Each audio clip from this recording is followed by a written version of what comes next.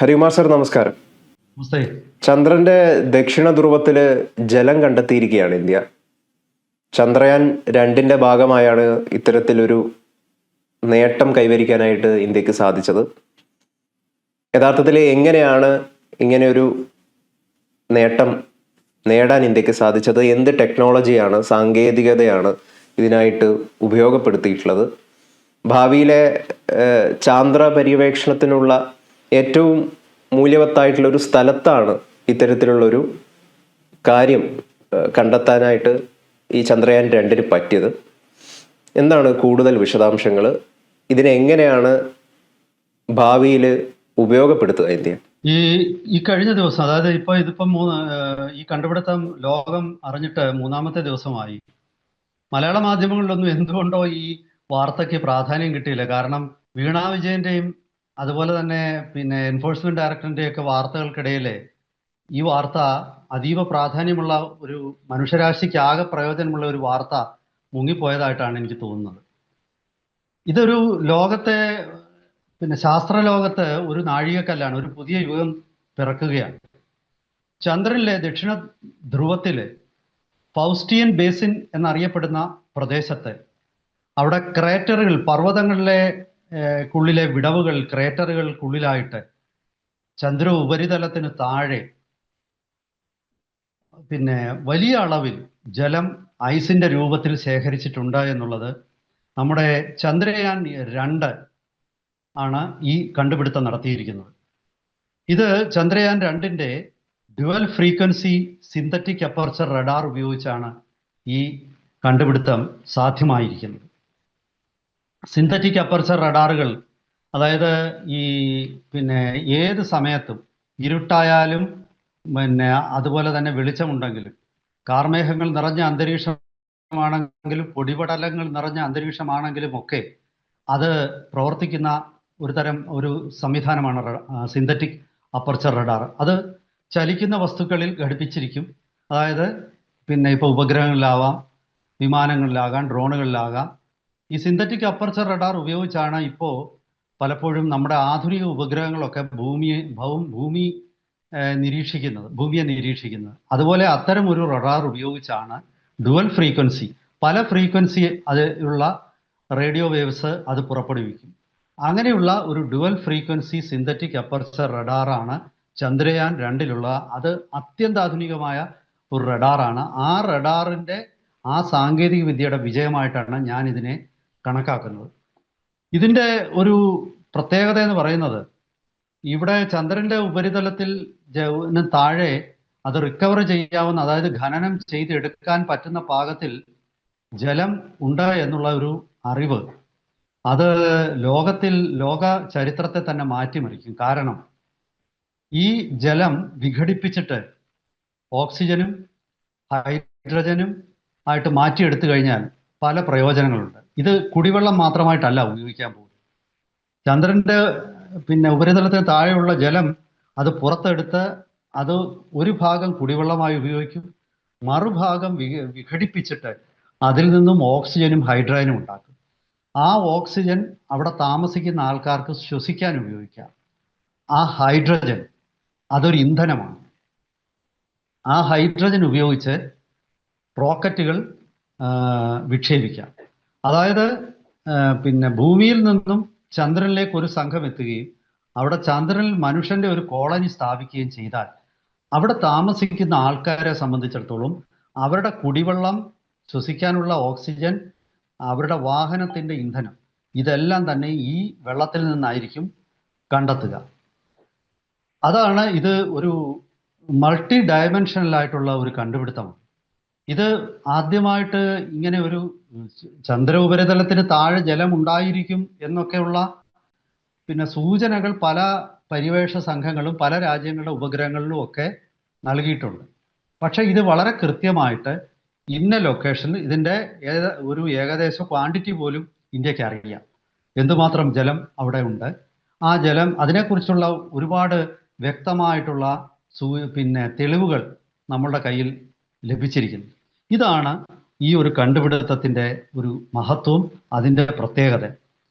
നമ്മൾ മനസ്സിലാക്കേണ്ടത്, ലോകത്തിൽ ആദ്യമായിട്ട് ഈ ചന്ദ്രന്റെ ദക്ഷിണ ധ്രുവത്തിൽ ഒരു ഉപഗ്രഹം, ഒരു യാനത്തിന്,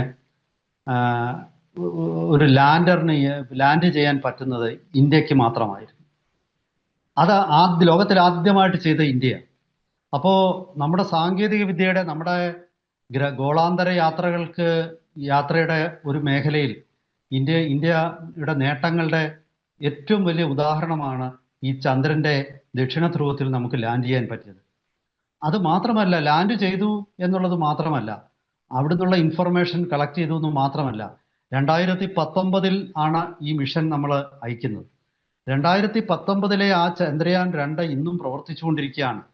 അത് ഏറ്റവും ഒടുവിലായിട്ട് 2 ദിവസത്തിന് മുമ്പും പുതിയ കണ്ടുപിടുത്തങ്ങൾ നടത്തി. ഇതൊക്കെ തന്നെ ലോകത്തിന്, ഇന്ത്യയുടെ ശാസ്ത്ര മേഖലയിലുള്ള ഇന്ത്യയുടെ നേട്ടങ്ങൾക്ക് ലോകത്തിന് തന്നെ ഇനി സംശയമൊന്നുമില്ല. ഇന്ത്യ കാളവണ്ടിയുടെയും അതുപോലെ തന്നെ മഹാരാജാക്കന്മാരുടെയും ആനയുടെയും ഒക്കെ യുഗമാണെന്ന് പറയുന്ന നോർഡിക് രാജ്യങ്ങളൊക്കെ ഉണ്ടല്ലോ.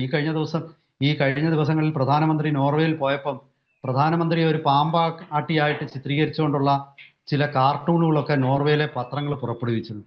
അവർക്ക് തലയ്ക്ക് കിട്ടിയ ഒരു അടിയാണിത്. അതായത് ഇന്ത്യ പാമ്പാട്ടികളുടെ യുഗത്തില, നോർവേക്ക് സ്വന്തമായിട്ടൊരു റോക്കറ്റ് ആകാശത്തിലേക്ക് അയക്കണമെങ്കിൽ ഇനി നൂറ്റാണ്ടുകൾ കഴിയണം. അവരെ കൊണ്ട് അതിനൊന്നുമുള്ള ശേഷിയില്ല.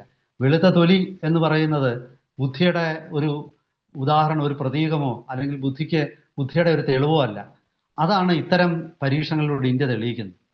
ഇത് അമേരിക്കയ്ക്ക് പോലും സാധ്യമായിട്ടില്ലാത്ത ഒരു വസ്തുതയാണ്. അമേരിക്ക പോലും പിന്നെ ചന്ദ്രന്റെ സൗത്ത് പോളിൽ ഇങ്ങനെ ലാൻഡിങ് നടത്തിയിട്ടില്ല.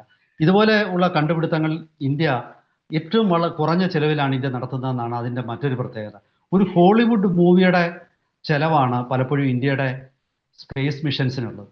അതായത് നമ്മൾ 2 തരത്തിൽ, ഇപ്പം ഈ എക്കണോമി നോക്കാതെ ഒരിക്കലും ഒരാൾക്കും യുദ്ധമോ സ്പേസ് മിഷൻസോ നടക്കില്ല. അപ്പൊ നമുക്കറിയാം, ഇറാനിൽ അമേരിക്ക കിടന്നുകൊണ്ട് പല്ല് കളയുകയാണ്. അമേരിക്കയുടെ 40-ലധികം വിമാനങ്ങളും ഡ്രോണുകളും ഒക്കെ കൂടെ നഷ്ടപ്പെട്ടു. ഒന്നും ചെയ്യാൻ പറ്റുന്നില്ല. അമേരിക്ക ഭരണകൂടങ്ങളെ മാറ്റിയിട്ട് ജനാധിപത്യ ഭരണകൂടത്തെ ഒക്കെ വെക്കുമെന്ന് പറഞ്ഞു. ഇപ്പൊ അതിനെക്കുറിച്ച് മിണ്ടുന്നില്ല. കയ്യിലിരുന്ന ഹോർമൂസും പോയി, അതും ഇപ്പൊ ഇറാന്റെ നിയന്ത്രണത്തിലായി. അപ്പോൾ അത്തരം മണ്ടത്തരം കാണിക്കുന്ന അമേരിക്ക ഇക്കാര്യത്തിലൊക്കെ ഇപ്പോൾ ഇന്ത്യ ഏറ്റവും കുറഞ്ഞ ചെലവിലാണ് ഇന്ത്യ ഈ ഗോളാന്തര മിഷനുകളൊക്കെ നടത്തുന്നത്. ഇതിൽ ഏറ്റവും മികച്ച രീതിയിലുള്ള അതിൻ്റെ ഫലവും ഇന്ത്യക്ക് കിട്ടുന്നത്. അതാണല്ലോ, റിസൾട്ട് വേണം. നമ്മൾ വെറുതെ അവിടം വരെ പോയിട്ട്, കൊല്ലത്ത് പോയതുപോലെ അവിടം വരെ പോയിട്ട് തിരിച്ചു വന്നിട്ട് കാര്യമില്ല. പട്ടി ചന്തയ്ക്ക് പോകും, പക്ഷെ ചന്തയിൽ പോയിട്ട് പട്ടിക്ക് പ്രയോജനമൊന്നുമില്ല. പട്ടിക്ക് തിരിച്ചു വരും. അതുപോലല്ല, ഇത് വളരെ കൃത്യമായ ലക്ഷ്യം സാധിച്ചെടുത്ത്, എന്തായിരുന്നു നമ്മുടെ ലക്ഷ്യം, ആ ലക്ഷ്യം നമ്മൾ സാധിച്ചെടുത്തു. അതാണ് ഈ ഒരു കണ്ടുപിടുത്തത്തിന്റെ പ്രത്യേകത. വരും ദിവസങ്ങളിൽ ഇവിടെ ചന്ദ്രനിലെ കോളനി ഉണ്ടാക്കാൻ, അല്ലെങ്കിൽ ചന്ദ്രനിൽ ഒരു ബേസ് പണിയാനായിട്ട് ലോകത്തിലെ എല്ലാ വികസിത രാഷ്ട്രങ്ങളും തമ്മിൽ മത്സരത്തിലാണ്. അതിന്റെ ഭാഗമായിട്ടാണ് അമേരിക്കയുടെ ആർട്ടിമിസ് എന്ന് പറയുന്ന മിഷൻ, അത് നാസയുടെ. അതുപോലെ ചൈനയ്ക്കും ഒരു മിഷനുണ്ട്, China national space agency.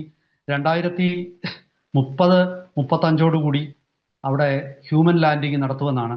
2040 India അക്കാര്യത്തിൽ കുറച്ചുകൂടെ യാഥാർത്ഥ്യബോധമുണ്ട്. 2040 നമ്മൾ ലക്ഷ്യം വെച്ചിരിക്കുന്നത്. എന്തായാലും ശരി, അടുത്ത ചന്ദ്രയാൻ നമ്മൾ ഇപ്പോൾ ഉടൻ തന്നെ നമ്മൾ ലോഞ്ച് ചെയ്യുന്നുണ്ട്. ഇന്ത്യയെ സംബന്ധിച്ചിടത്തോളം ഇന്ത്യ മറ്റു രാജ്യങ്ങളോടൊപ്പം ചന്ദ്രനിൽ ഇന്ത്യക്ക് സ്ഥാനം കിട്ടി എന്നുള്ളത് ഇന്ത്യയുടെ ഒരു വലിയ നേട്ടമാണ്. കാരണം ഇനി ഭാവിയിൽ ആദ്യമായിട്ട് ചന്ദ്രനിൽ എത്തുന്ന രാജ്യങ്ങൾക്കായിരിക്കും അവിടെ നിന്നുള്ള പല ധാതുക്കളുടെയും അവകാശം. പല മേഖലകളിലും ആരാണ് ആദ്യം കാലെടുത്ത് കുത്തുന്നത്, ആരുടെ ഉപഗ്രഹങ്ങളാണ്, ആരുടെ ലാൻഡ് റോവറുകളാണ് അവിടെ ഇറങ്ങി അവിടെ പര്യവേഷണം നടത്തുന്നത്, ആരാണ് പല വസ്തുതകളും ആദ്യം കണ്ടുപിടിക്കുന്നത്, അവർക്കൊക്കെ ചന്ദ്രന്റെ ധാതുക്കളുടെ മേലും അതുപോലെ ചന്ദ്രന്റെ ജലത്തിന് മേൽ, ചന്ദ്രന്റെ ആസ്തികളുടെ മേൽ അവർക്കൊക്കെ ഒരു മേൽക്കൈ കിട്ടും. ആ മേൽക്കൈ കിട്ടണമെങ്കിൽ ഈ പറയുന്ന ഗവേഷണങ്ങൾ നിരന്തരമായി നടക്കുകയും ആ ഗവേഷണങ്ങൾക്ക് ഫലമുണ്ടാകുകയും ചെയ്യണം. ഇന്ത്യയെ സംബന്ധിച്ചിടത്തോളം അതൊരു വലിയ നേട്ടമാണ് ഈ ചന്ദ്രനിൽ ജലം കണ്ടെത്തിയതോടുകൂടി ഇന്ത്യക്ക് കൈവരിക്കാൻ പറ്റിയിരിക്കുന്നത്. ഇത് വീണ്ടും തുടർന്ന് മുന്നോട്ട് കൊണ്ടുപോകാനായിട്ട് ഇതിന്റെ കൂടുതൽ വിശദാംശങ്ങൾ, പര്യവേഷണം ഉൾപ്പെടെയുള്ളവ നടത്താനായിട്ടുള്ള വൻ പദ്ധതികളുമായിട്ട് മുന്നോട്ട് പോവുകയാണ് ISR. വരും ദിവസങ്ങളിൽ ഈ ഒരു വിഷയത്തിൽ ലോകത്തെ തന്നെ അതിശയിപ്പിക്കുന്ന ഒരുപാട് കണ്ടുപിടുത്തങ്ങൾ ഉണ്ടാകാനുള്ള സാധ്യതയാണ്. ചന്ദ്രനിൽ ഇതൊക്കെ പറയുമ്പോഴും ഈ ചന്ദ്രനിലെ ധാതുക്കളുടെ മേലും ജലത്തിന്റെ വിഷയത്തിലും ഒക്കെ തന്നെ ലോകരാഷ്ട്രങ്ങൾ ഏറ്റുമുട്ടാൻ പോവുകയും കൂടി ആണെന്നുള്ള ഒരു ദുഃഖകരമായ സത്യവും ഇതിനോടൊപ്പമുണ്ട്. എന്തായാലും ശരി, പേടിച്ചിട്ട് കാര്യമില്ല. യുദ്ധം ചെയ്യേണ്ടടുത്ത് യുദ്ധം ചെയ്തേ പറ്റൂ. അങ്ങനെ സംഭവിച്ചാലും അതിനെ നേരിടാനുള്ള ഒരു ആകാശ യുദ്ധമോ അല്ലെങ്കിൽ ഗ്രഹാന്തര യുദ്ധമോ ഒക്കെ വരുന്ന കാലങ്ങളിൽ ഇത്തരം ആസ്തികൾക്ക് വേണ്ടിയിട്ട്, ഇത്തരം ധാതുക്കൾക്ക്, അതുപോലെ അമൂല്യ ധാതുക്കൾക്ക് വേണ്ടിയിട്ട് ഒക്കെ ലോകത്തിൽ സംഭവിക്കും. അതൊന്നും നമ്മൾ അതിനെക്കുറിച്ചൊന്നും തൽക്കാലം ആലോചിച്ച് തലമുണ്ടാക്കേണ്ട കാര്യമില്ല. ഇതിൻ്റെ പോസിറ്റീവ് വശങ്ങളെക്കുറിച്ച് ചിന്തിച്ച് അതുണ്ടാക്കുന്ന നമുക്ക് കൈവരുന്ന നേട്ടങ്ങളെക്കുറിച്ച് നമുക്ക് കൂടുതൽ ചർച്ച ചെയ്യാം. എന്തായാലും ശരി, ഈ ചന്ദ്രന് വേണ്ടിയിട്ടുള്ള ഒരു മത്സരത്തിൽ ഇന്ത്യ പിറകിലല്ലെന്ന് മാത്രമല്ല, ഇന്ത്യ മുന്നിലാണെന്നുള്ള ഒരു സത്യം നമ്മുടെ ശ്രോതാക്കളുമായിട്ട് പങ്കുവെക്കാൻ കഴിഞ്ഞതിൽ നമുക്ക് തീർച്ചയായിട്ടും ആഹ്ലാദിക്കാം. വരും ദിവസങ്ങളിൽ ഈ വിഷയത്തിൽ ഉള്ള കൂടുതൽ സംഭവ വികാസങ്ങളും അതിൻ്റെ വിശകലനങ്ങളുമായിട്ട് വീണ്ടും നമുക്ക് പ്രേക്ഷകരെ സമീപിക്കാം. അതുവരെ ഒരിക്കൽ കൂടി എല്ലാവർക്കും നമസ്കാരം.